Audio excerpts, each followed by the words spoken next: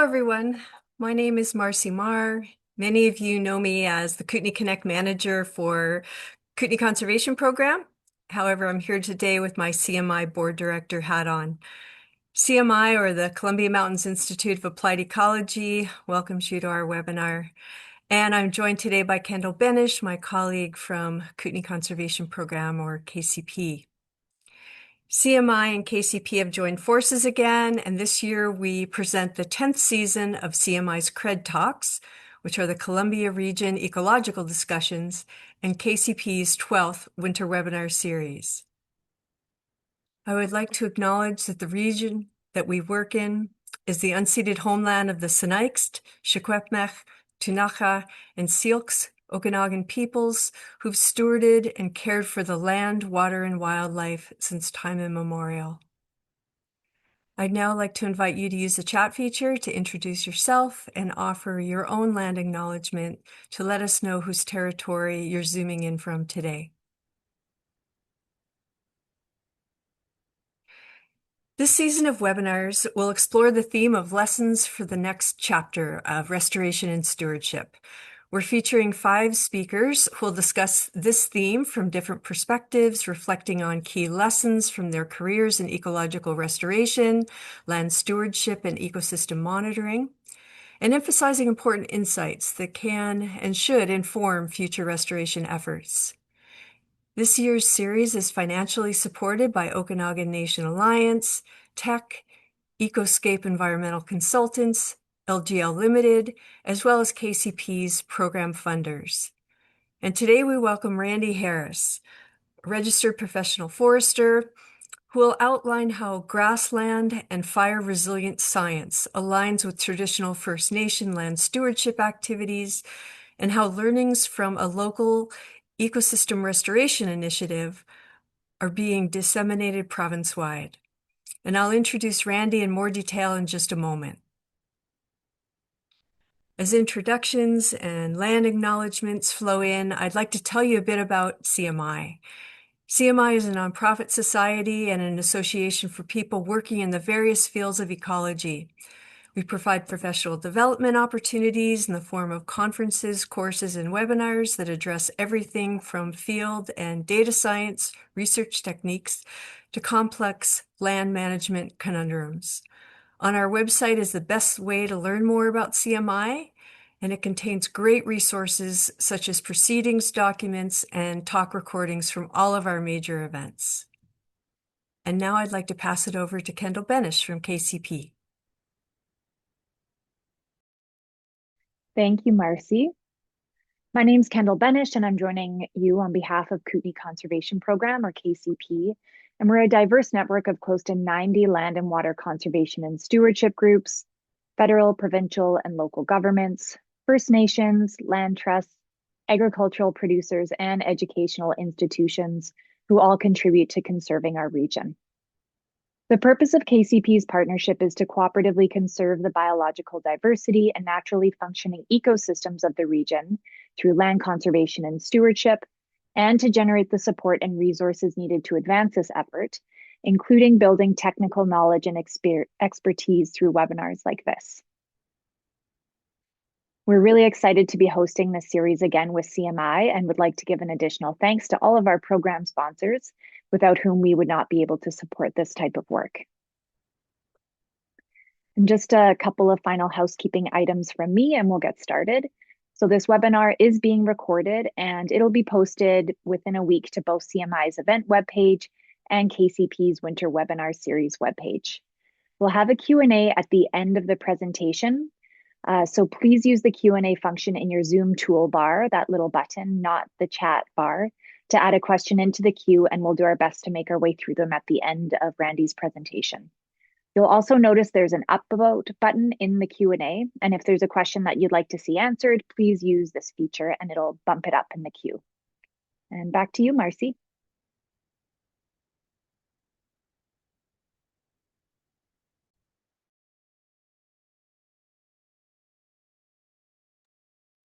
Gotta get that unmute Okay, great, thanks. I'd like to welcome today's speaker, Randy Harris. As I said, he's a registered professional forester and he's based in Cranbrook. He has a diploma in fish and wildlife management from BCIT and a bachelor's degree in forestry from the University of Alberta. For 32 years, Randy worked for BC's Ministry of Forests and also served 6 years as a habitat biologist for BC's Ministry of Environment. Randy spent the last decade of his government career as the team leader of the Ecosystem Restoration, or ER, program in the Rocky Mountain Trench. And he's now working as a forestry consultant for local First Nations, the First Nations Emergency Services Society, the Trench Society, and Provincial ER program, assisting with planning, prescriptions, vegetation monitoring, post-burn evaluations, and curating an online library on ecosystem restoration topics. So welcome, Randy, and I'd like to now turn it over to you. Okay, thanks, Marcy. And I will suddenly share, and hopefully this works.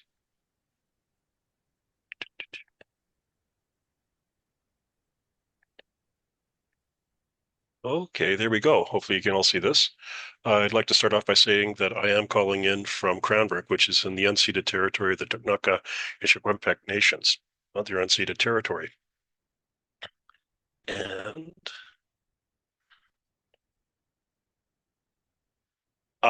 just outline the talk is I'm trying to download 30 years worth of experience in a 33-minute time frame. So if I talk really rapidly, that's because I'm watching the clock telling me how much time I have left. Um, what the, what I'm going to start off with is what is ecosystem restoration, some of our learnings. And a lot of our learnings, when we started checking back with our local First Nations, we found out that there's astonishing overlap as to how we should manage the land base for its best management. Then I've recently been working in the last 5 years on a new mapping project that covers the entire province of British Columbia and taking forward some of our learnings and actually applying it across all the dry forests of BC.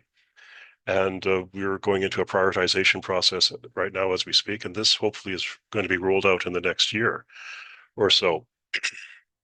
And also, maybe you missed it, but I'll talk about it on Tuesday, or there's just this Monday. A new paper came out from the Provincial Forest Advisory Committee on planning and how to go about it. Well, we've got a lot of experience with a district steering committee for ecosystem restoration and the Forest Practices Code. So I'll bring forward our best management practices or what we learned. And just so you know, all reports that are listed in this talk, because I'm going to be referring to a lot of them, are curated at the Susan Bond Memorial Library, and there's the website. And I think Kendall will be actually putting that up. First off, there seems to be, I don't know why there's confusion over it, but ecosystem restoration is just the process of assisting a damaged ecosystem back into a state of health.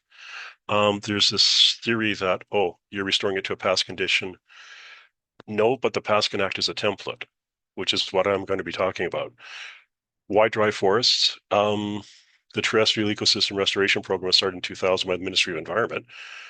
And the dry forests were held as this is our most endangered ecosystem. It doesn't stop at dry forests, but the process that you're seeing here can be applied to other things like wetlands, streams, and alpine forests. We just started with the grasslands. And one of the things that's a big switch, especially if you're a forester, consider the function of an ecosystem, not just the products. We're always concerned about saw logs as a forester, and now we're getting an obsession about fuel. There's actually 34 resource values to be managed in existing ecosystems. By count, if you actually do the analysis of the legislation and higher level plans and the desires of the local citizens. It's not just one resource. Don't just manage for a resource, because we started off doing forage. I'm talking about the dry forest, but the other name for it is NDT4, Natural Disturbance Type 4. And what that is a fire-maintained ecosystem. We know that fires come through frequently, and they have a light impact on the land base. Less than 10% of the stand burns. And when you're seeing it, it's this yellowish area here. It's the yellow area here. And And you also have some on Vancouver Island and a bit around Vancouver. It's the bunch grass, ponderosa pine, Douglas fir, and coastal Garry oak forests. Uh, this is where we started, and we're actually going to, you'll find out that we're moving uphill too. What are we talking about? There's many ways in which a grassland actually is wiped out. And since 1950, our calculation in the valley is that we have lost 50% of our grasslands. That's based on several reports by Don Gayton and Tim Ross. What you see here is an example just north of Kimberley at the old Kimberley Airport. We managed to thin it, but in 50 years, we had a massive amount of ingrowth. If you keep on ingrowth, meaning that the trees actually started seeding in and they weren't killed by any sort of fire, they just kept on growing and occupying the grassland in place of the grass. So if you have less and less grass, you also have more concentrated grazing, have less grazing available for the ungulates and the cattle. And you also have an ingrowth of invasive plants. And then you also have a lot of recreation traffic. That's all of that is impacting your grasslands and your understory. So in 1995, under the Kootenay Boundary Higher Land Use Plan, higher level plan, an ecosystem restoration program was established. And what they wanted, restored grassland. And a couple of words to make sure, it's a matrix of trees. We have a variety of ecosystems we're actually managing for here, not just an open grassland, but open forest. We concentrated at our first for forage resource, and we actually went well beyond that as we did the work. And we're trying to meet the social, economic, cultural needs of the people.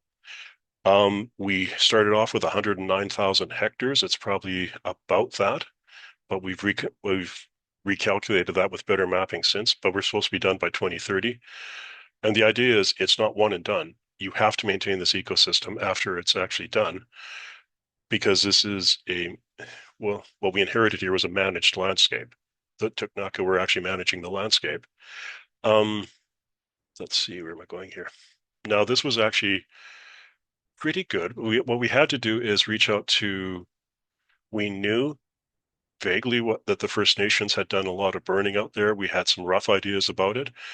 But what we did is we brought in the tree ring lab at UBC and a PhD candidate called Greg Green, who hopefully he's on the line, but he's out of Williams Lake now, working for Foresight. And we said, could you look at the valley bottom? Because we've been looking at the hillsides a lot, and this isn't being done by the other branches of government, because we have to understand what the historic pattern was. And what he came up with is that the valley bottom appears to have been logged 4 times. We don't really have old growth management areas left. And what we have left is a degraded, densely mature Douglas fir monoculture, in place of a rich, I think the word is heterogeneous, but I say mosaic because, well, I can spell mosaic. The historic stands averaged about 201 stems per hectare. And right now they're more like 3,000 stems per hectare. Trees were from 5 to 100 cubic meters, and the fire returns were every 11.4 trees, and they were light impact. He could only find examples out of 650 fires of 2 high impact fires. So we have dendrochronology now for all of our valley bottom stands back to 1144 AD. So slightly after the Roman conquest, and we have fire scar data back to 1445. So we have a history of our fire return periods and our fires. This is something which I found in our back books, but in 1885, George Mercer Dawson, who he's the fellow in the white pith helmet here. This is at the mouth of Kitiman Creek, also known as Kikaman, but you see by stem count, you've got a lot of trees in the 20 to 35 centimeter diameter class. But if you go by volume, you've got these whopping big Douglas ponderosa pine trees, and they actually dominate the stand in terms of volume. But this is a visual of what this forest used to look like. Now, the other thing that Greg did is that quite astonishing. He told me about this one stand close to Cranbrook. I went out and actually took some samples, and he aged them for me. And many things to learn here. One is we've always told ourselves that the reason we have ingrowth is because we got so gosh darn good at putting out fires after the Second World War because we had helicopters. Our ingrowth started in 1886, in the 1880s. That's the time that the Ktunaxa were being forced onto reservations and we removed the original land managers from the land base. So it's back far larger than you think. And just so you all realize this, this is one of the samples that you're seeing on this spreadsheet. This tree is 134 years old. It is this big, not quite 4 centimeters in diameter. So that's our shock, is that I said, but I aged the darn tree. How could I miss it? Well, if you look at dendrochronology, this is how well the tree grew every year, and it's a relative length. So it's sort of like a barcode on what you'll find on the in the grocery store. But what happens, you have a sort of a mountain range here, but in the 1940s, as we hit about 4,000 stems per hectare, the mountain range becomes foothills and slowly decreases. And by the 1980s, this is a signature of density. And this is a signature of climate change because by this point, this tree, it hasn't grown since the 80s. It's a green illusion. Basically, it's dead in all but name. It's not growing in diameter. It's not growing in height. It's storing carbon, but it's just waiting for and it's also just waiting for a fire, for a match to actually burn the site off, and there's no grass left in the understory. So basically, we had 108,000 hectares of basically useless land that isn't growing grass, and it's certainly not growing saw logs. Now, what we did is we went back and we talked to the land managers, and we said, well, this is what Greg found out. Could you add to it? And the land managers are from the Ktunaxa and Shuswap land managers in 2022. And what they said, in an open range site, you burn the grass every other year. And I'm going, okay, that leaves no scars, so that sounds good. But they did verify that that burning the land every 7 to 15 years, that's exactly what the elders told them, that they would be burning about that frequently. And they also agreed that you burn in spring to kill the seedlings. And with huckleberries at the moderate to high elevations, retain 50% shade, and you burn every 4 years to actually maintain huckleberry stands. And this is also consistent with information put forward by the Syilx firekeepers, Joe Gilchrist. So what we found with this one here is we were using Western science to verify what the elders told us. And actually with that, and you look back at Mercer Dawson photos, they had far more grass than we do in the same stands. I couldn't retake the Dawson photo because it's actually under the Ktunaxa Reservoir now, 30 feet of water. And the other thing, prior to this, Don Gayton in 1998 did a final report on ecotax. And what they did is they actually measured crown closure. And I had to estimate how many stems per hectare this was. But when you look at forage, our best growth of forage, our highest production or our greatest biodiversity is actually when we have some trees on site, 20 to 150. The traditional land management practices of the Ktunaxa would have been a little bit darker, but if you actually want to maximize you would actually drop it down to about 100 to 120. That's in our theory. But the thing to really watch here is 5 to 25%. You can actually get a much more open canopy if you retain your trees in a clumpy formation. Like Greg's studies can't tell us what the crown closure was, but the stem count's just the one measure because that's the easy one. You can do crown closure. And really, according to when we talked to Don Gayton, it might be better if you actually did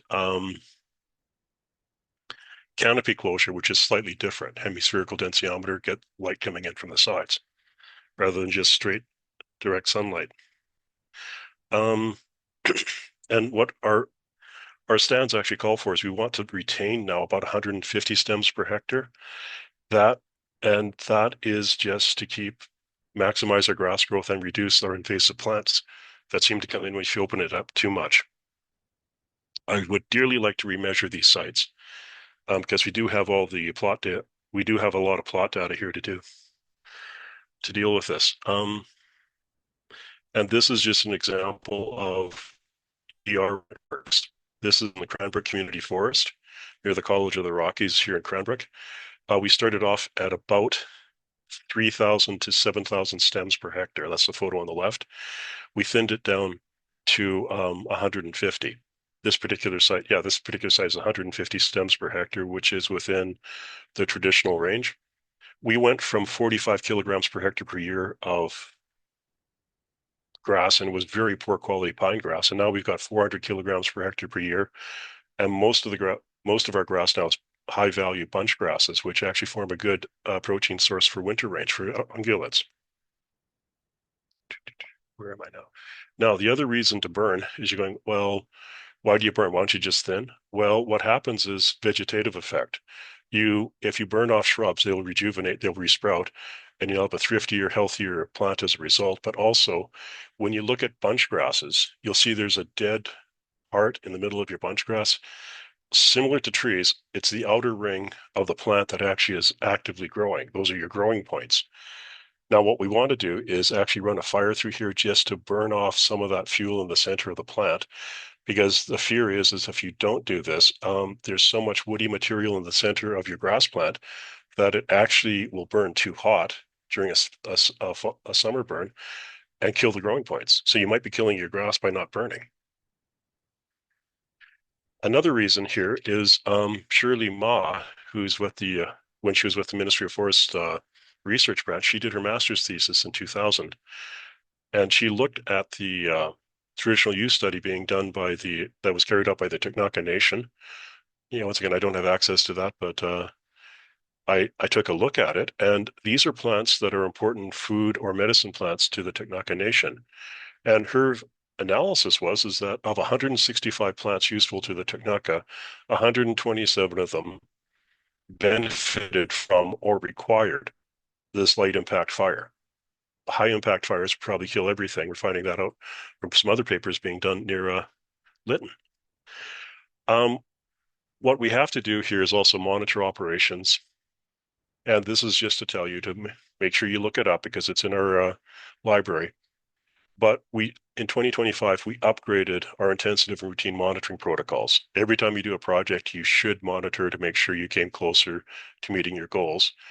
And we also have intensive monitoring where we set up a permanent sample plot with controls to actually make sure that long-term we're on the right trajectory with our thinning and burning protocols. So it's online. We updated in 2025, and I'd like to say I did a lot of it, but no. My name just happens to be there because I had to collate it. Green Harrison Hughes in 2025. And I think BC Wildfire Service actually has something similar. We have two compilations that are also on our website, which actually says this, and we are quite shocked to see it because what we're finding is the plant composition appears quite good. Invasive plants are not as bad as we feared. They will peak 2 years after the harvest, then drop off, or 2 years after a burn. But there's also this thought that we did a lot of our first monitoring in the 2000s, and because of the droughts we're now having, nothing's doing well. We're having a net loss, but the net loss in untreated ground is worse than the net loss within our treated ground. We're begging to do this again. I think we have another compilation out looking at that very issue because it's most upsetting if the numbers go down.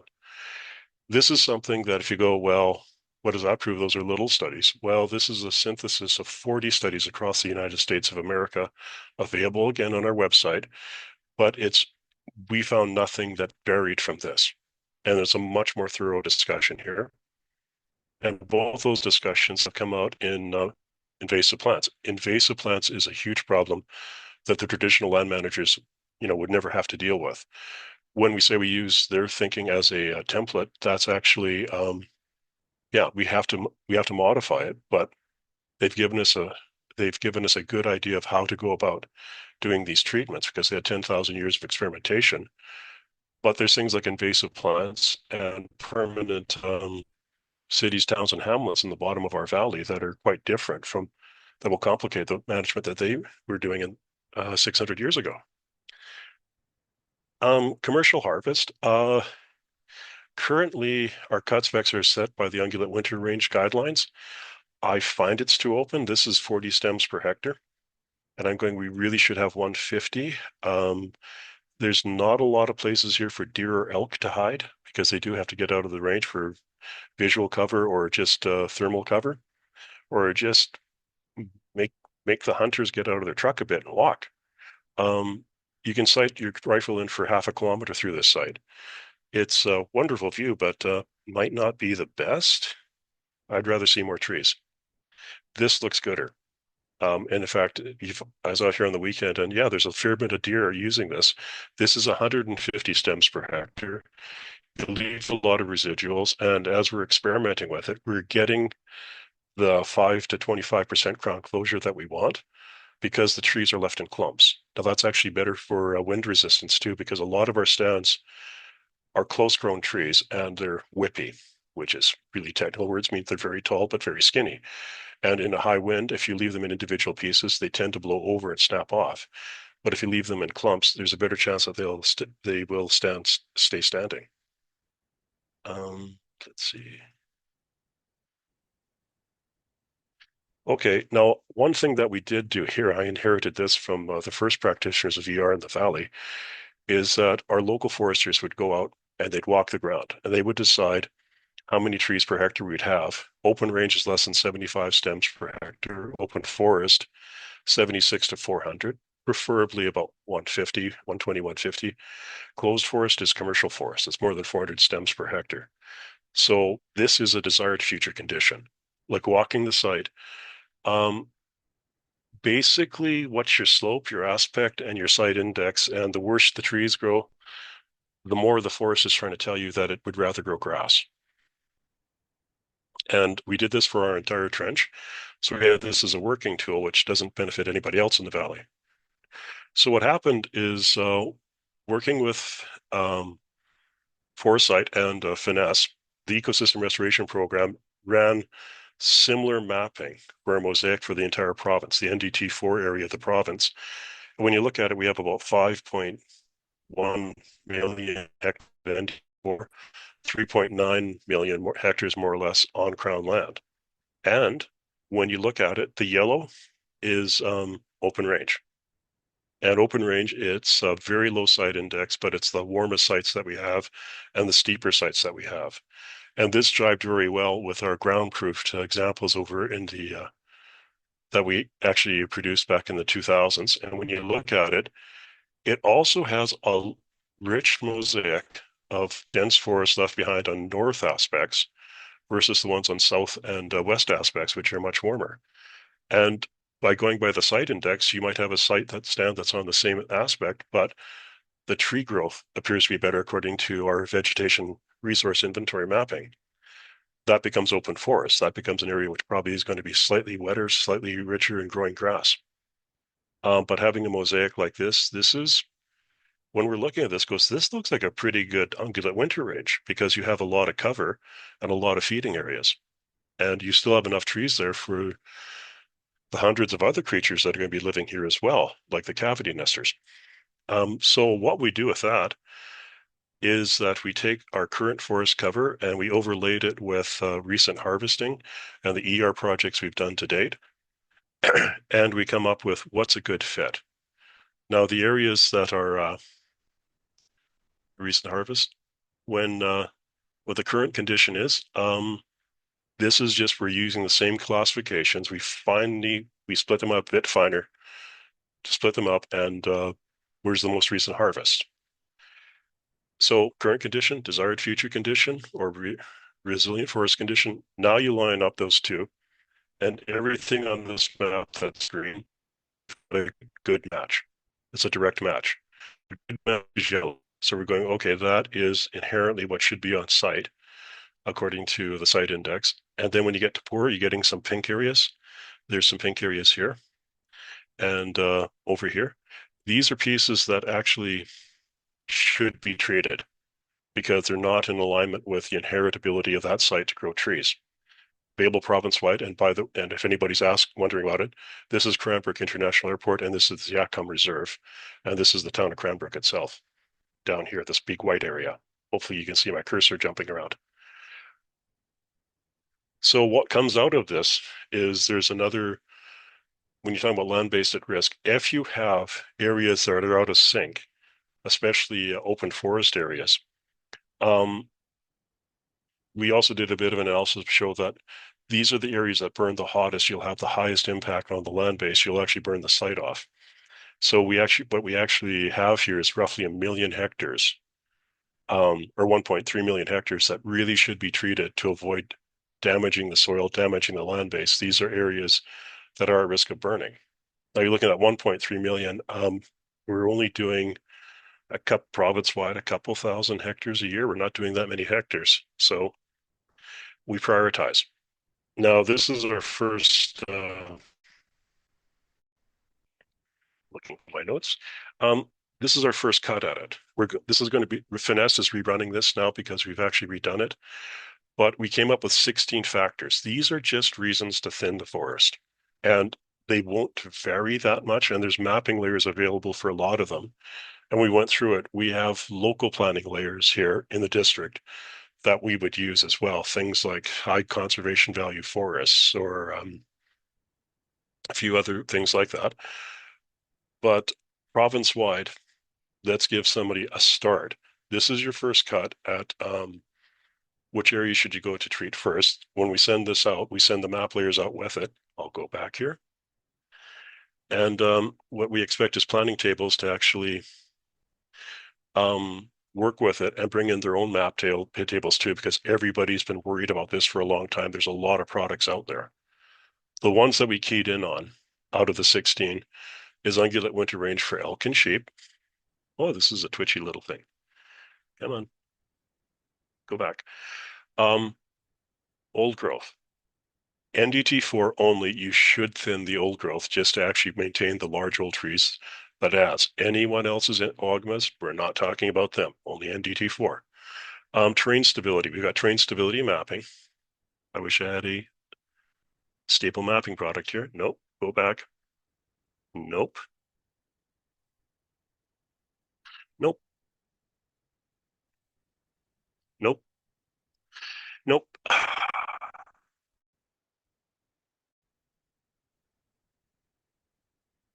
There, back to the table.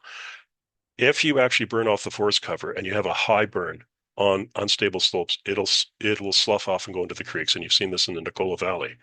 Big issue for the people there. Community watersheds, similarly. You should thin your community watersheds to maintain water quality. And there's also the flammability of the forest, which is the Provincial Strategic Threat Analysis provided by the BC Wildfire Service. So those are the ones that we did. And you have a maximum score of about 16. And we produce maps that say red is areas that have a lot of values on it. So those areas you should look at first. Yellow is medium. We're rerunning this map as we speak because we're trying to break it into more categories so you can do lumping and splitting. And medium can be low medium, high medium. Let's actually split it into 5 classes and try to actually say, here's the areas to look at first. These maps are going to be drafted up soon, should be out in the next month. And it gives you a handle on where we can't do all 1.3 million, but which ones should we do first? The ones with the highest values. And WUI is one of the values, but a lot of this is biological values. Now, there's another thought here to just throw in is that we're starting with the NDT4, and we're going to go backwards here. Stop that. This is an area just near Radium. This is the Shuswap Band's Reserve. And I do know that the band is actually talking about doing some treatment on the hillsides, but you can actually see with my little cursor, the grassland went well up the hill, is well open. We've lost a lot of bighorn sheep habitat here. They would like to return the bighorn sheep habitat to this area here. So how are we going to do that? Yeah, it is interesting, but it gives you an idea of we want to go to the NDT3. the NDT3, which is montane spruce, some of the ICHs, and so forth, there's a rather different thing. What happens in the main trench here, the areas above the Douglas fir forest is still Douglas fir, although it's called montane spruce. And it behaves very similarly to the forest on the valley bottom. Now, if you go up the other side drainages like the Elk and the Palliser and the White Rivers, it's lodgepole pine. That's a different fire regime. The fire regimes there kills more of the stand. The fires are less frequent. But in the main trench, the fires on this hillside are a little less frequent, but mostly it's light impact. And we definitely know that the First Nation management techniques, because these photos are from 1906, they did the hillsides as well. And very surprising to find out that when I talked to one of the Aknusti, he told me they did a backing fire, and I asked, how did you get a backing fire to go downhill?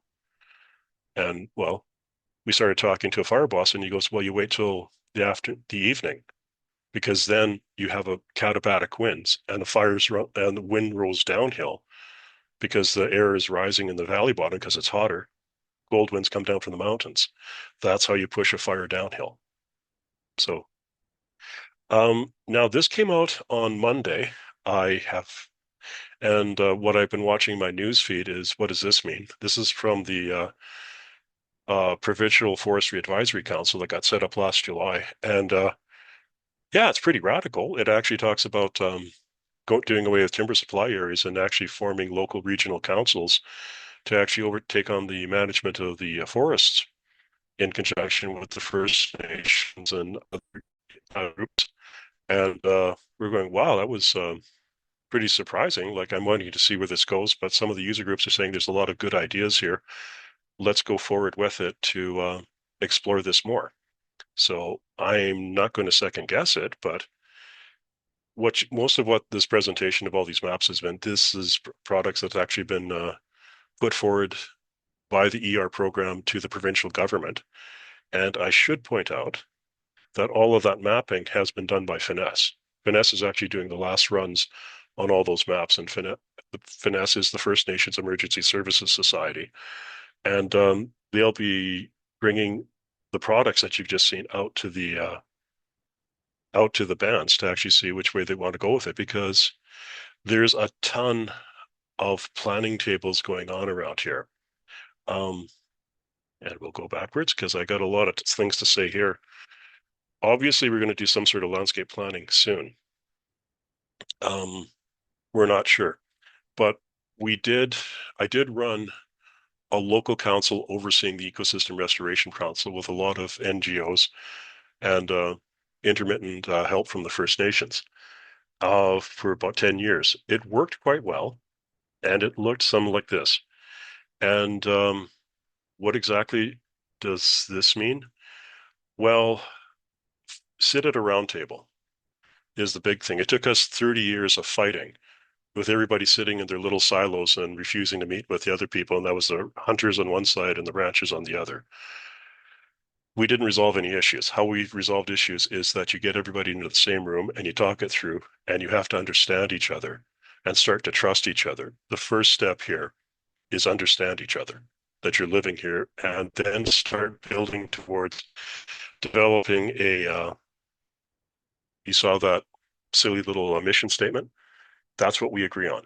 Where do we agree? So that's how you actually start building a consensus that this is what we should be doing. Let's start moving towards a course of action. And if you're sitting here looking one roundtable, well, really we ran the program with 3 roundtables, because if you're actually reading the legislation, government and First Nations have to form their own table under the DREPA Act, because that's yeah, it's a government to government relationship. It's very different than the relationship between government and licensees or local communities. Now, the thing that's actually and the other thing is that what worked in the Forest Practice Code days is focus on the land base, not necessarily upon your ideology or what should be done or policy from whatever group. Focus on the land base. Just what does it need? And the solutions actually come out a lot clearer and great. And you need a consensus. And that consensus comes from talking to each other, that you would get behind that.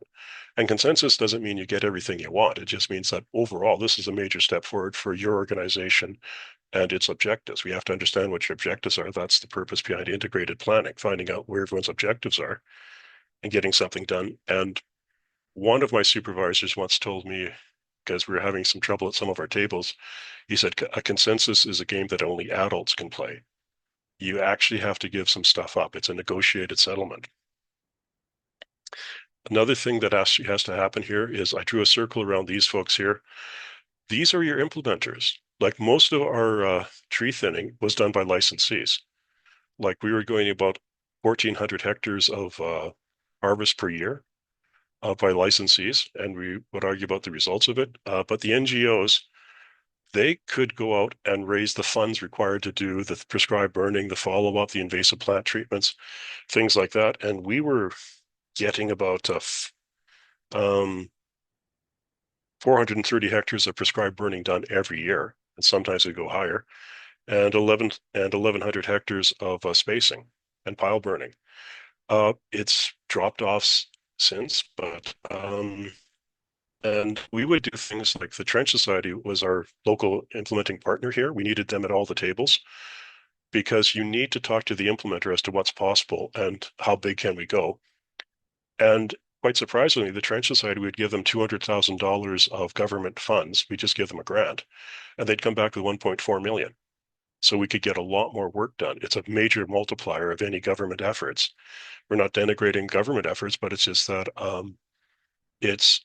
it actually helps if you actually have that money to leverage more funding from an entire ecosystem of funding sources that are willing to see habitat being created. The other thing is we need a one plan that comes out of this. And it's a long-term relationship. So you actually need a lot of the locals here to actually, because it's going to be ongoing. It's not you write up the plan, one and done. You also have to oversee and monitor it, which is what we were doing. The other thing is I combined ecosystem restoration interface projects, which were being run by local communities, and wildlife habitat projects into one plan because I'm lazy. I couldn't be bothered doing 3 different plans when I only needed one. And you also go cross-jurisdictional, cross-boundary. Who's not at this particular table, who's not drawn here because it's too complicated, BC Parks, the Nature Conservancy Canada, Nature Trust of BC, and all the local bands would put their work under the same map so that we could actually leverage off each other. It's a lot easier to actually leverage money if the funders can actually see that you're actually a landscape level plan with a lot of local buy-in. I don't know where we're going to fit this in, but we're calling this now a fire stewardship plan because when we're talking to the First Nations for feedback, they said, well, really what you're talking about is fire stewardship. Okay, and I'll leave it there. Are there any questions? Thank you, Randy. That was wonderful and such a thorough presentation, taking us through the history and the value of ER initiatives. So appreciate all the information you pulled together for us today. So we have about 15 minutes left, and if you haven't already, please add your questions using the Q&A button on the toolbar, and I'll do my best to relay them to Randy and have us wrapped up by 1 o'clock. And again, please use the upvote if there's a question or two that you like in the Q&A already. So I'm going to start out with this one. This is from Brian Gustafson, and he says, thanks, Randy. And this is part of his question. So prescribed fire is such an important tool in our toolbox. I find that most information sessions and webinars are preaching to the converted. Society still remains highly terrified of fire and is beyond hesitant to welcome it back on the landscape. Do you have any suggestions for managing engagement and reaching the unconverted? Yes. What we actually had is, you'll notice that the name of our memorial library is Susan Bond Memorial Library. We actually hired a contractor with our overhead to actually take on a communications role. And we would have regular monthly updates on what was going on, and she would actually attend every place up and down the valley and keep talking to people. So, and this was being run somewhat in, we would have a lot of input from government, but we ran it independent of government because uh, just for clarity of messaging. Because quite often government agencies want, you have to use this word, but the other government agency wants to use a slightly different word. So we just, yeah, it's buy yourselves a thesaurus. It's actually the same thing. And just to get that messaging out and treat it as part of the process. Like that was part of our overhead is to actually have a communication strategy. And we would have newsletters out. We have our own we have our own website, and we were doing newsletters. But since they left it to me, I'm going. I don't do newsletters. This is it. Um, but definitely do that and reach out to the public. And if you are going to talk to a group of people in the field, a field visit makes a lot of difference. All these historic photos that I've shown you, they make a big difference because you're saying this is what it looked like 50 years ago. We're trying to get closer to it. These visuals are actually helpful. And if that fails, if we're going right up to somebody's property line, bring the fire chief with you. Nobody's going to believe a civil servant, but they will believe the fire chief. Because if you tell somebody that I'm going to cut down all the trees at the side of your fence line and then burn it, surprisingly, they have a lot of comments. Not all of them good. But bring the fire chief because the fire chief knows why we're doing this. And we've had a lot of in-depth talks with them. And I also used to maintain a list of if you actually want to convince this small town, phone Jane. I goes, who's Jane? Have coffee with Jane. And I found out Jane is at the root of the phone tree, such as it was, and she would tell everyone else in town. And so for a cup of coffee, you can get well, you cut off a lot of work by actually having to do a lot of explanation. Sorry, go ahead. Yep. So here's another one from Mark Trudeau. So he may have something to add to this too. The ER program's been operating for almost 30 years. And so he'd like you to provide some key learnables, good or bad, that you feel has come out of the CR program over time.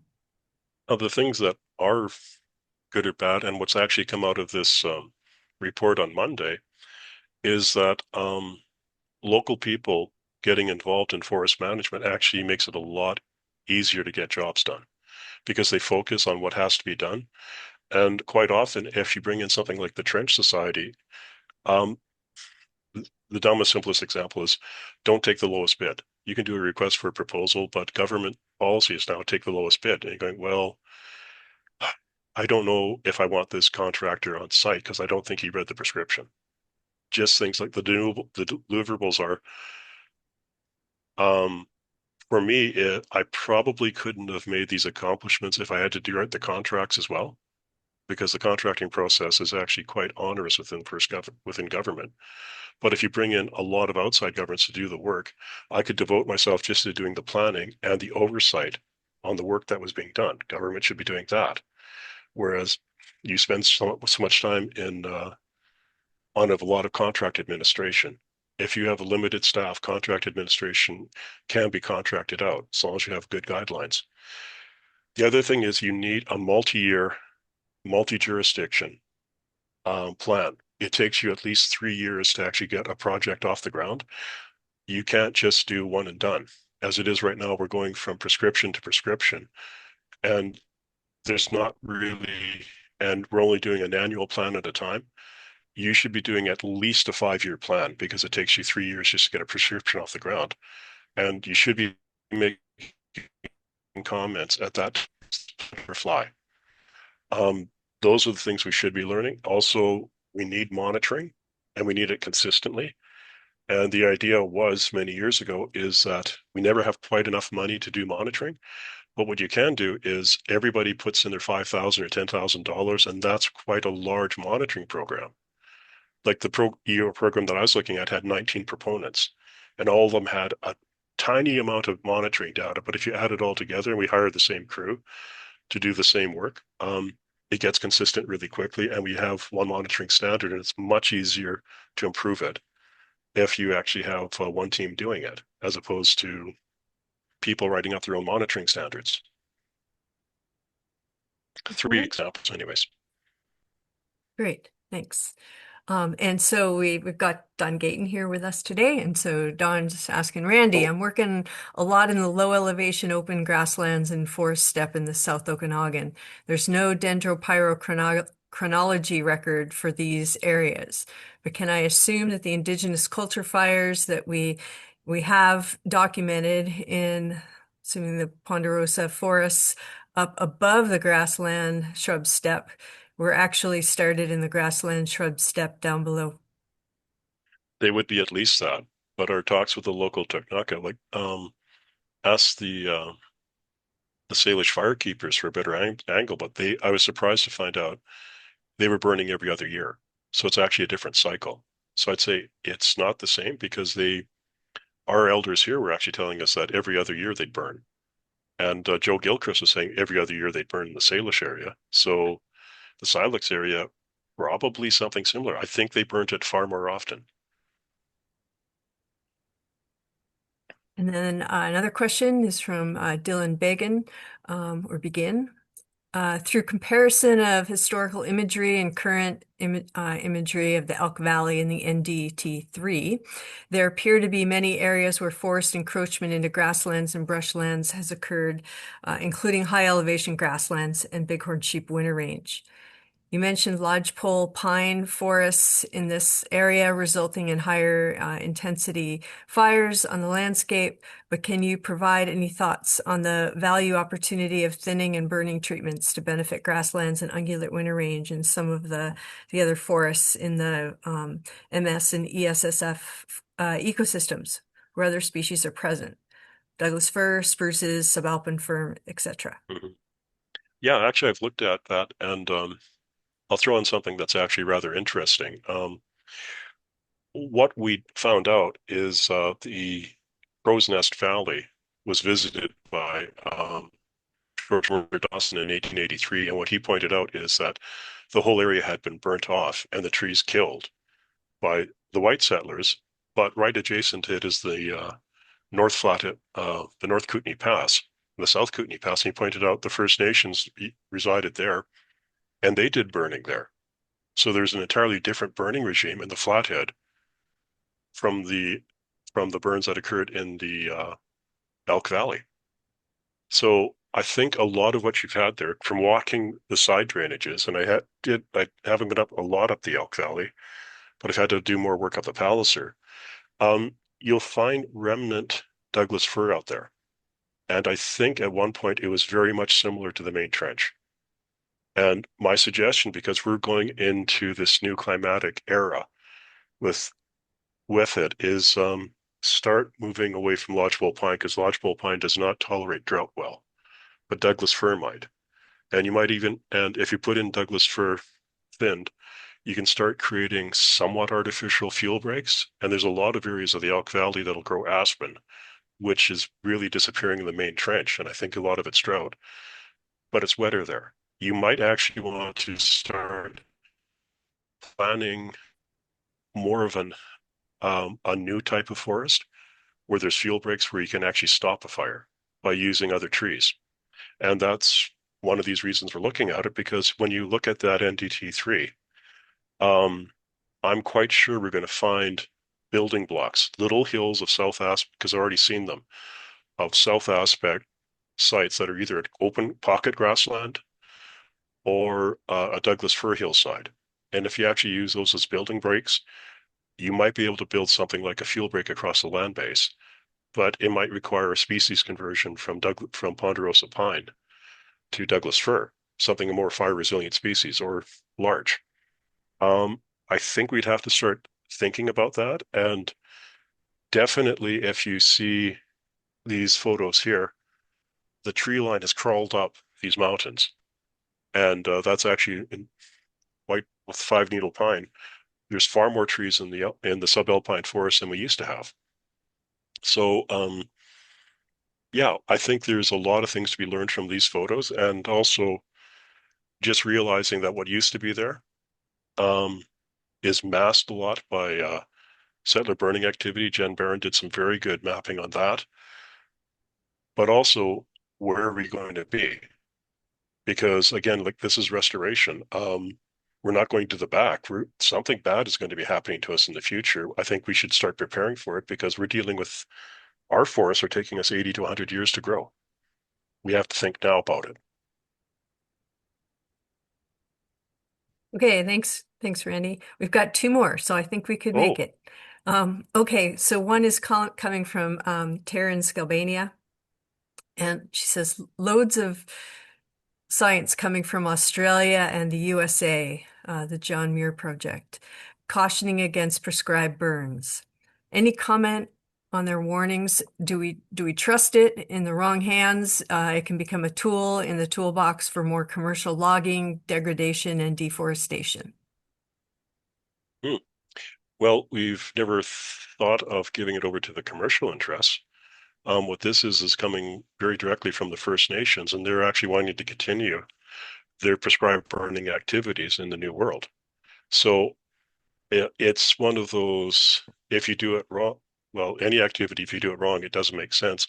But that's why I put forward these reports out of the United States and directions from the Range Branch.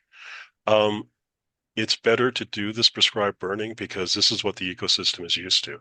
I think a lot of the thought that has gone into this is stating that if we remove humans from the land base, everything works out. If you remove humans from the land base, you get this. You get a dense, overstacked stand. And really, the one tool to actually keep these forests open is fire. And it's a maintenance treatment. And it's not a question so much is it natural or artificial, because when I talk to the First Nations, they're very clear that the role of humans is that you are part of nature, you are part of this community, and you do have to make decisions for the rest of the community. And the rest of the community does better with the fire if it's properly applied. And the phrase is properly applied, is that when we do our calculations from weather stations to do a spring burn, I found out quite by accident that we actually ended up at the same interval um, that the First Nations were using, because what they would do is they'd go out and see which plants were flowering. But our weather station got us to the same 2 week window. And that flower would only be in this condition for 4 days. And it was very exact because the flower makes the same calculations that the weather station did before it grows. So when you're saying there could be problems there, it goes, well, yes, that's why we're doing monitoring.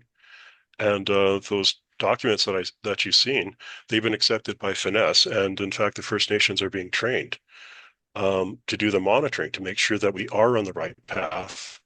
We're not spreading invasive plants. And the good plants that we want reappearing on site out of this densely shaded area are reappearing. Great, thanks. So we just got a quick message here from Rob Gay that says that for those concerned about wildfire, he's supporting a documentary film Mm-hmm. called BC is Burning that's showing at Key That's City Theater on February on the 12th 12th. at 6 p.m. Is that Cranbrook? That's Cranbrook at the Key City. Yeah. Yes. Yeah. Okay. Great. Thanks, Rob. Okay. One more quick question here from Greg Ferguson, and then we'll wrap it up and let everybody get on with their day. So, given the amount of second growth forest in BC and its state, as you've said, in some cases, dense monocultures, what do you think are the main barriers to restoring those existing forests and the second growth forests to come? New or ongoing logging? Well, part of it is redirect the logging. Like what a lot of this stuff here is the reason we made as much changes as we had is that Don Gate, who gave us a question here, pursued with data. Like just when you go out there and you actually find out that when you find out things like a lot of your logging, we're never going to get this into a 2x4. Actually take a better a look at what you're looking at. And just the fact that we did away with, we've known about forests like this forever. I joined in 1979. We knew forests would end up like this. And the number used was 5,000 stems per hectare for Douglas fir and 4,000 for lodgepole pine. The obstacles in the way are stocking standards and just could we get a hierarchy of what are we managing for? Because the default is now saw logs. And this is never going to be a saw log. it's going to take you too much money to try to turn this into something like a saw log. Start thinking about if you're going to have economic activity on the land base, which is what the small towns need because we're losing our industrial base.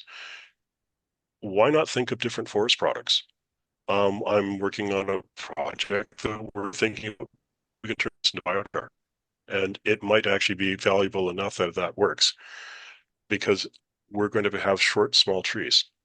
But if you actually look at this, if you have better local control um, over the land base or better planning over the land base locally, um, yeah, you can actually make a lot of differences because local people don't follow policy very well. And back in the day, policy is not law. We have to stay within the confines of the law. But if you could overrule some of the rules, and if you do read that report from the Provincial Forest Advisory Council, you'd actually find out that they've identified a lot of things that I didn't have time to deal with here that could lead us to a better idea. Better ideas or better ways of actually just meeting our needs of the present without compromising the needs of the future. And a lot of it is making your decision as close to the forest as you can. And it sounds like the minister's office is very keen on that. Good. Yeah. Okay. Thank you, Randy. There were a lot of great questions and good fielding of all of them. Thanks to everyone who tuned in today and for all of our sponsors.